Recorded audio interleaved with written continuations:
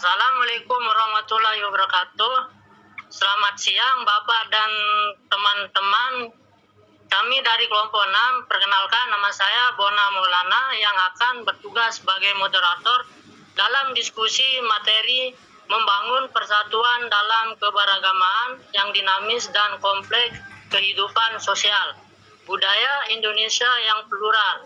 Adapun anggota kelompok saya adalah Ahmad Khadapi, Bona Maulana, Rudi Hatomo, Prendio Pradama, Muhammad Taki Udin Ishaki, Danu Abi Angga Saputra, dan Yadi Wahyudi. Baik teman-teman, langsung saja kita mulai ke sesi yang pertama adalah penyampaian materi.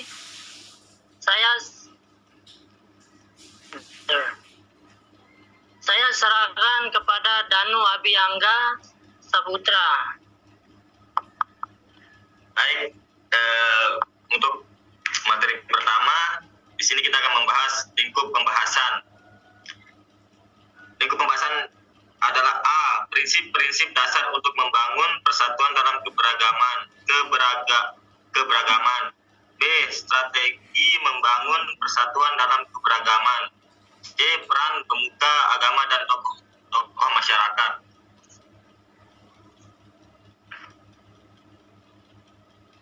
Prinsip dasar membangun untuk membangun persatuan keberagaman, yaitu toleransi beragama, menghormati keyakinan yang berbeda, kesetaraan dalam keberagaman, serta setara dan adil dalam memperlakukan semua agama, perdamaian dan anti kekerasan, menghormati hak asasi beragama, kerjasama dan solidaritas antar agama, sikap moderat, menghindari sikap fanatik, strategi membangun persatuan dalam keberagaman, pendidikan multikultural,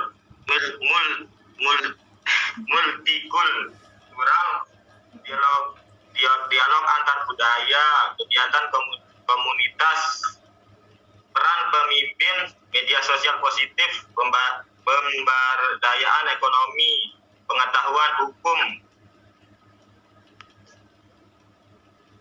peran pemuka agama dan tokoh masyarakat, pendidikan dan penyuluhan polismi, pemersatu masyarakat, pemberdayaan komunitas, penggerak perubahan sosial, penyelesaian konflik, kepemimpinan moral, pembangunan spiritual, pengatur dalam kebijakan publik. Cuma itu di materi pertama, dan materi kedua adalah lanjutnya materi kedua. Baik, saya akan serahkan materi kedua agama kepada Muhammad Taki Udin Ishaki.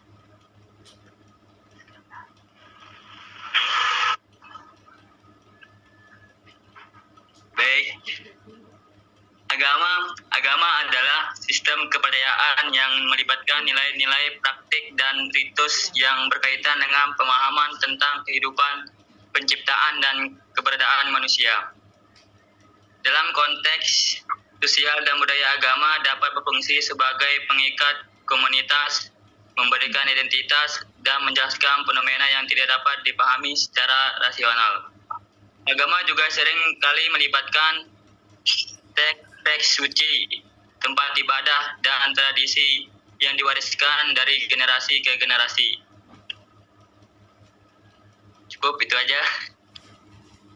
Selanjutnya pemateri ketiga, prinsip dasar membangun persatuan keberagaman. Saya serahkan kepada Rudi Hatomo. Dipersilakan. Baik, saya akan menyampaikan materi ketiga. Prinsip dasar membangun persatuan keberagaman. 1. Toleransi beragama. Toleransi beragama adalah sikap saling menghargai, menghormati, dan memahami perbedaan keyakinan dan kepercayaan agama orang lain. Kedua, kesetaraan dalam keberagaman. Kesamaan dalam beragama adalah prinsip di mana setiap individu memiliki hak yang sama dalam menjalankan, meyakini, dan mengekspresikan agama atau kepercayaan. Ketiga, perdamaian dan anti kekerasan. Perdamaian dan anti kekerasan adalah sikap dan pendekatan yang berfokus pada menciptakan harmoni dan penghargaan di antara pemeluk agama yang berbeda. Keempat, menghormati hak asasi beragama. Menghargai hak asasi beragama berarti mengakui dan menghormati kebebasan setiap orang untuk memilih, meyakini, menjalankan dan mengekspresikan agamanya tanpa diskriminasi atau tekanan. Kelima, kerjasama dan solidaritas antar agama. Kerjasama dan solidaritas antar agama adalah upaya untuk membangun hubungan yang harmonis dan saling mendukung antar berbagai kelompok agama dalam masyarakat. Keenam, sikap moderat. Sikap moderat adalah sikap seimbang dan tidak berlebih dan tidak ekstrim dalam menghadapi berbagai pandangan atau masalah. Sikap moderat berarti mengamalkan keyakinan secara proporsional, tidak memaksakan kehendak, dan menghargai perbedaan tanpa mengorbankan prinsip-prinsip dasar keimanan. Sekian, mungkin itu saja. Selanjutnya, serahkan kepada moderator. Baik, selanjutnya strategi membangun persatuan dalam keberagamaan akan dijelaskan oleh Ahmad Hadapi. Baik, yang pertama itu ada pendidikan multikultural. Pendidikan multikultural adalah pendekatan pendidikan mengajarkan nilai-nilai keberagaman dan menghormati perbedaan. Tujuannya adalah untuk membentuk individu yang dialog antar budaya. Dialog antar budaya adalah interaksi yang saling menghormati antara individu atau kelompok dengan latar belakang budaya, agama, atau etnis yang berbeda. Hal ini penting untuk memperkaya pemahaman antar kelompok serta membuat kohesi sosial. Yang ketiga itu kegiatan komunitas. Kegiatan komunitas adalah cara untuk mempertemukan orang dari berbagai latar belakang, baik dalam suasana yang inklusif dan kolaboratif. Kegiatan ini berfokus pada penguatan hubungan sosial dan kebersamaan di tingkat lokal. Yang keempat itu peran pemimpin.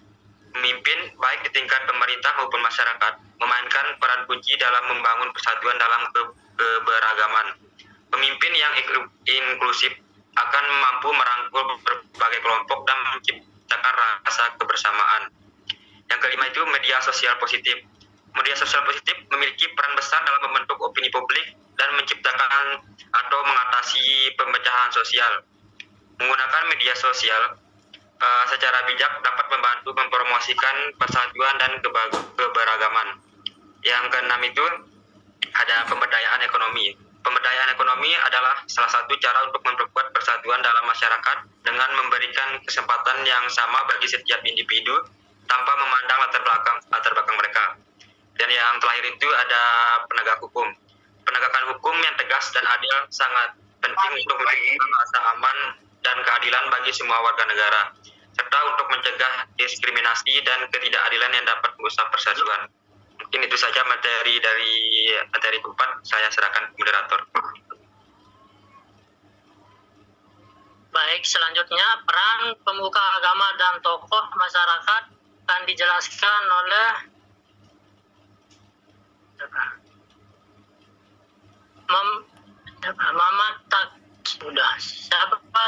Muhammad Prendian Pratama memaparkan peran pemuka agama dan tokoh masyarakat.